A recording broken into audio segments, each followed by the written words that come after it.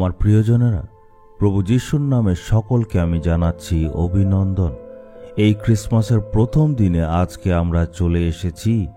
বড়দিনের জন্য আপনারা কি সকল রকম প্রস্তুতি নিয়েছেন? অনেকে নতুন কাপড় নিয়েছে, অনেকে সুন্দর সুন্দর খাওয়া ওরা বানিয়েছে, আবার অনেকে খুব সুন্দর করে ঘরটা সাজিয়েছে। মানে সবাই কোনো না কোনোভাবে প্রস্তুতি নিয়ে রেখেছে মণ্ডলীতে গিয়ে আরাধনা করবে।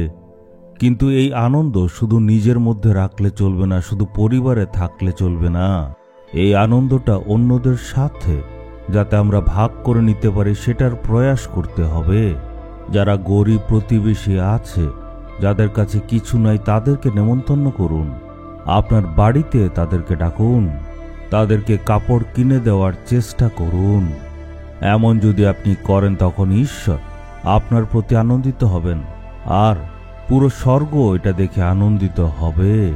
আপনি যখন মানুষকে সাহায্য করার চেষ্টা করেন, নতুন কাপড় কিনে দেন, সুন্দর খাবার তাদেরকে দেন, তাদের জন্য ভালো ভালো কাজ করেন, তাদেরকে নানাভাবে সাহায্য করেন, সুস্বাদু খাবার তাদের দেন, তখন ঈশ্বর অনেক আনন্দিত হন।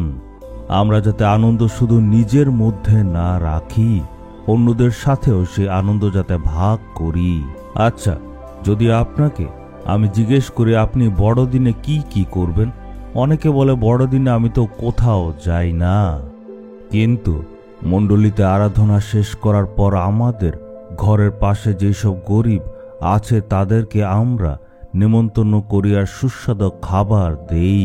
আমরা নিজেরাই রান্না করি আর তারপর তাদেরকে দেই। এইভাবে আমরা প্রভু যিশুর প্রেমটা ভাগ করে নেই। এটা করে আমার মনে খুব আনন্দ হয়। আর এটা 1-2 বছরের অভ্যাস নয়, এটা অনেক বছর ধরে আমরা করে আসছি। আমরা তাদেরকে আমাদের বাড়িতে ডাকি, তাদেরকে কাপড় দেই আর খাবার দেই। আমি খুব খুশি ঈশ্বর আমাকে এই সুযোগটা দিয়েছেন।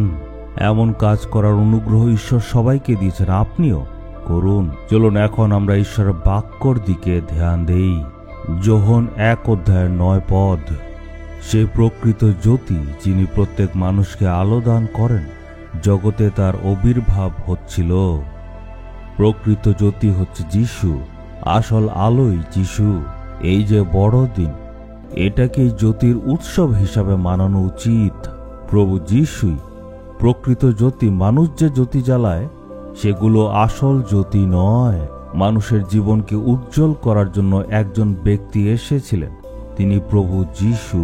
যিশু যখন তার সেবা কাজ করছিল তখন লোকেরা তার ব্যাপারে কি বলল? যারা অন্ধকারে ছিল তারা একটা জ্যোতি দেখতে পেল। যারা অন্ধকারে আছে তাদের জীবনে আলো দেওয়ার জন্য ঈশ্বর জ্যোতিরূপে আসলেন। প্রভু যীশু খ্রিস্ট নিজের মুখেই বললেন, এই পৃথিবীর মানুষকে জ্যোতি দেওয়ার জন্যই এই দেহে আমি জন্মগ্রহণ করেছি।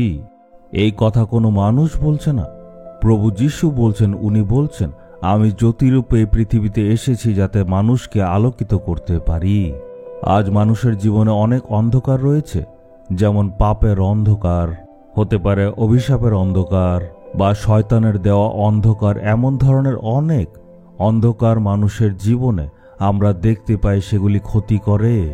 ঈশ্বর জ্যোতিরূপে এই পৃথিবীতে এসছেন যাতে মানুষের জীবনকে আলোকিত করেন।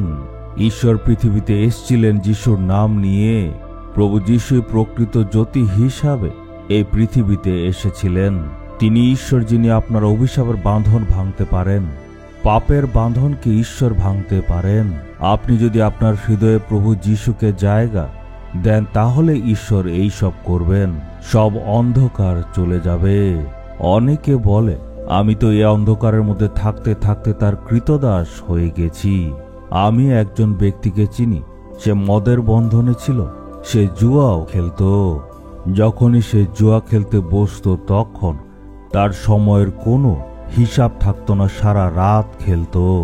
এমন অনেকে আছে যারা অনলাইন জুয়া খেলার নেশাতে আছে। তারা অনলাইনে জুয়া খেলতে খেলতে অনেক টাকা পয়সা হারিয়েছে, আর এই জন্য তাদের অবস্থা একদমই খারাপ, করুণ অবস্থা। আর এই কথাটা তারা বাইরে কাউকে বলতেও পারছে না। সেই ভাইয়ের স্থিতিও এমনই ছিল। সেই ভাই এত জুয়া খেলেছিল, সব টাকা পয়সা জুয়াতে হারালো। এখন তার কাছে টাকা পয়সা কিছুই ছিল না। তার এই কাজের জন্য পুরো পরিবার একসাথে কষ্ট পাচ্ছিল। তাদের কাছে টাকা ছিল না, শান্তি ছিল না, আনন্দ ছিল না, ছিল শুধু ভয়। তারা এখন বুঝতে পারছে না যে তারা কি করবে।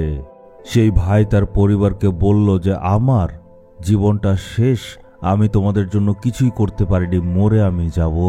সে তার স্ত্রীকে আর সন্তানদের বলল, আমার এই পৃথিবীতে বেঁচে আর কোনো লাভ নেই, এই জন্য আমি আত্মহত্যা করে নেব, আমি মরে যাব।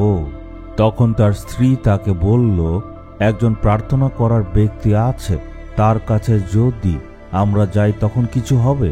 কিন্তু সে বলল, এখন আর কিছু হবে না, আমি একদম বন্ধনে আটকে গেছি, এই পৃথিবীতে আর বেঁচে থেকে কোনো লাভ নেই, আমি জুয়াতে আসক্ত হয়ে আছি, আমার জীবনটা শেষ, আমার আর কিছুই হবে না, তোমরা গিয়েও কোনো লাভ নেই, আমি যদি মারা যাই সেটাই ভালো।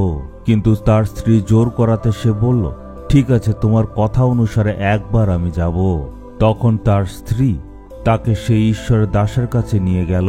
সেই ভাই তখন সেই সেবককে বলল, আমি তো একদম বন্ধনের মধ্যে আটকে গেছি, তোমার যিশুর দ্বারা আমার কোনো লাভ হবে না, আমার জীবনে পরিবর্তন আসবে না।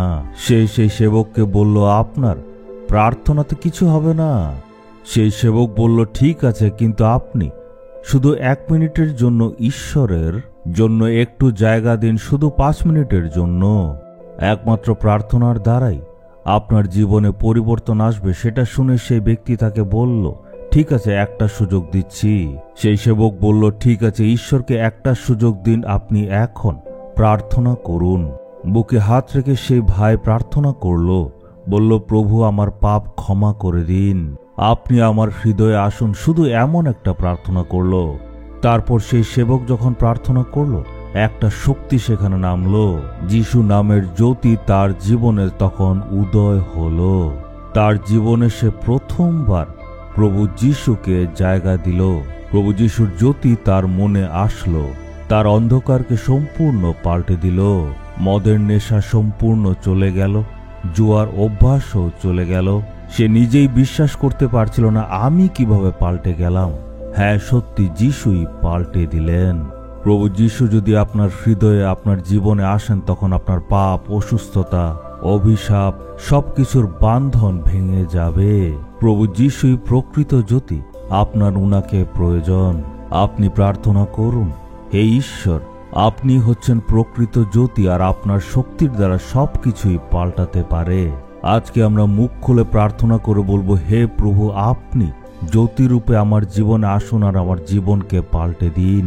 পাপ আর অভিশাপের যে বাঁধনে আমি আটকে রয়েছি সেটাকে আপনি ধ্বংস করে দিন প্রভু।